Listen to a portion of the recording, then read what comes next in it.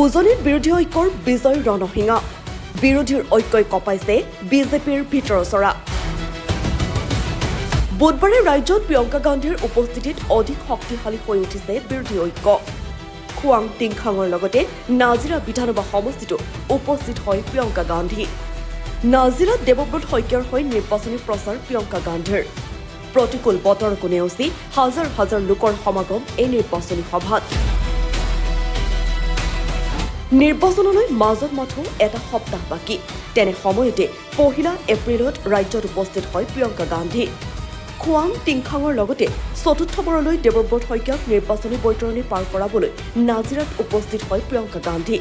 নাজিৰাৰ মেকিপুৰস্থিত পূজা মণ্ডপৰ প্ৰাংগণত অনুষ্ঠিত কংগ্ৰেছৰ বিশাল নিৰ্বাচনী প্ৰচাৰ সভাত অংশগ্ৰহণ কৰি ভাৰতীয় জাতীয় কংগ্ৰেছৰ সাধাৰণ সম্পাদিকা তথা সাংসদ প্ৰিয়ংকা গান্ধীয়ে ভাষণ প্ৰসংগত বিজেপি নেতৃত্বাধীন মিত্ৰজোঁটৰ চৰকাৰখনক তীব্ৰ সমালোচনা কৰি ভ্ৰষ্টাচাৰ দুৰ্নীতি সিন্ডিকেট ৰাজ চলোৱাৰ গুৰুতৰ অভিযোগ উত্থাপন কৰে ইয়াৰ উপৰিও এই চৰকাৰখনে সমগ্ৰ দেশৰ লগতে অসমৰ খিলঞ্জীয়া জনগণৰ অধিকাৰ স্বাধীনতা খৰ্ব কৰিছে বুলিও তেওঁ মন্তব্য কৰে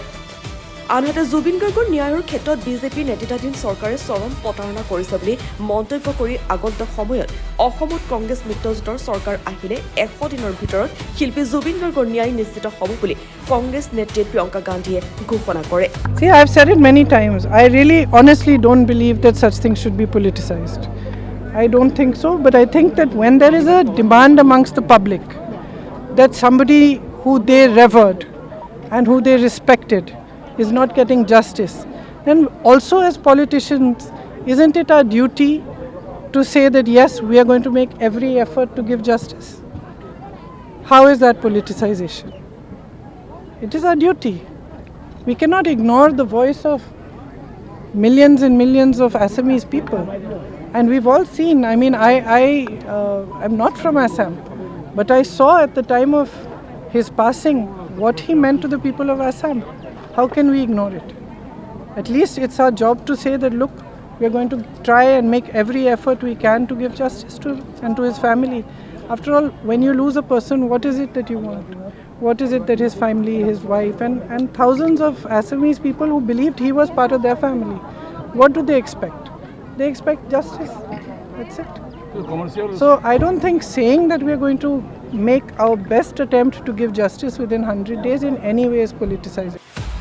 আনহাতে এই নিৰ্বাচনী সভাত এপিচিচিৰ সভাপতি তথা যোৰহাট বিধানসভা সমষ্টিৰ প্ৰাৰ্থী গৌৰৱ গগৈ ভাষণ প্ৰসংগত নিৰ্বাচনত কংগ্ৰেছ মিত্ৰজোঁটৰ প্ৰাৰ্থীক ভোটদান সাব্যস্ত কৰি অসমৰ পৰা দুৰ্নীতি ভ্ৰষ্টাচাৰ অপশাসন দূৰ কৰিবৰ বাবে ৰাইজলৈ আহ্বান জনায় আজি এই বিজেপি দলৰ নেতৃত্ব বাস্তৱ কট্টৰ বিজেপি দলৰ হাতত নাই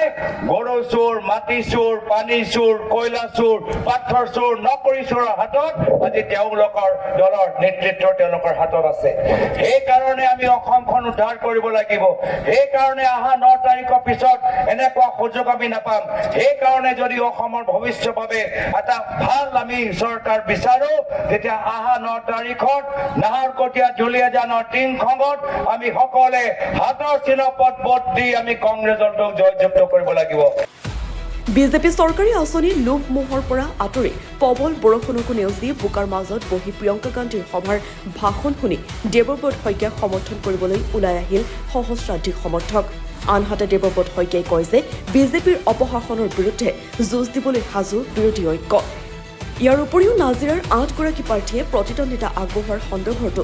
গুৰুত্বপূৰ্ণ মন্তব্য কৰে দেৱব্ৰত শইকীয়াই বিজেপিৰ যি অপশাসন তাৰ বিৰুদ্ধে যি সাহসেৰে কংগ্ৰেছে যুঁজিছে তাৰ অগ্ৰণী যুঁজাৰু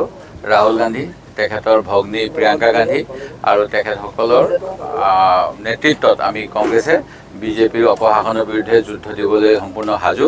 আমাৰ লগত মিত্ৰ দল আছে মিত্ৰ দল ৰাইজৰ দল অসম জাতীয় পৰিষদ CPM আৰু অন্যান্য সকলৰ সহযোগিতাত এবাৰ এখন ভাল যুঁজ হ'ব আৰু এই যুঁজত আমি জয়লাভ কৰিম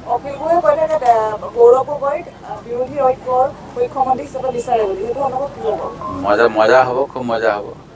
অখিল গগৈ যেতিয়া কৈছে আৰু কোনো অসুবিধা নহয় কাৰণ আমাৰ দল আছে আমাৰ দলপতি হ'ল সভাপতি সেই গতিকে অখিল গগৈ যেতিয়া অন্য কথা ভবা নাই আমাৰ কাৰণে ইয়াতকৈ আৰু ভাল কথা হ'বই নোৱাৰে আৰু অখিল গগৈ ডাঙৰীয়া ইতিমধ্যে যথেষ্ট আগ্ৰহী তেখেতে ইতিমধ্যে আমাৰ গ্ৰীণ ৰুমত বহি আছে নাজিৰাত এবাৰ 8জনকৈ প্ৰতিদ্বন্দ্বী আগবঢ়াইছে এইটো বস্তু এনেকুৱা হয় যে কিছুমানৰ মানে প্ৰলোভনত পৰি নিজৰ নাক কাণ ক'ত আছে আগত আছে নে পিছত আছে ভাবি নাচায় সেই গতিকে তেনেকুৱা কিছুমান প্ৰতিদ্বন্দ্বীও আছে মই একো বেয়া নাপাওঁ তেখেতসকলে সকলোৰে এটা আকাংক্ষা থাকে সপোন থাকে যিটো কয় মোৰো এটা সপোন আছিল সেই সপোন তেখেতসকলে সপোনৰ কাৰণে যুদ্ধ কৰিছে কিন্তু তাৰ বাবে প্ৰস্তুতি লাগে প্ৰস্তুতি নকৰাকৈ থাকিলে আৰু মানে যিটো কোৱা হয় মানে আকাশত চাং পতা তেনেকুৱা হ'ব পাৰে গতিকে মই যিসকলৰ নিৰ্বাচনী যুঁজ দিবলৈ মন থাকে আগৰ পৰাই যাতে তেওঁলোকে প্ৰস্তুতি কৰে মোৰ সেইটোৱে অনুৰোধ আৰু বাহিৰত এটা বস্তু দেখা যায় ভোট কাটোৱা বুলি কয় ইয়াতো কেনেকুৱা ভোট কাটোৱা বিজেপিৰ পৃষ্ঠপোষকতাত আহিছে নেকি সেইটো লক্ষণীয় হ'ব এবাৰ দেখিলে গম পাম এনেদৰে এতিয়া বিজেপি চৰকাৰক গাদীচ্যুত কৰিবলৈ উঠি পৰি লাগিছে বিৰোধী ঐক্য খোৱাং নাজিৰাকে ধৰি কেইবাটাও সমষ্টিত বিৰোধী ঐক্যৰ প্ৰাৰ্থীয়ে আশাব্যঞ্জক ফলাফল আনিব বুলি নিশ্চিত বিৰোধী ঐক্য এতিয়া অপেক্ষা মাথো 9 এপ্ৰিললৈ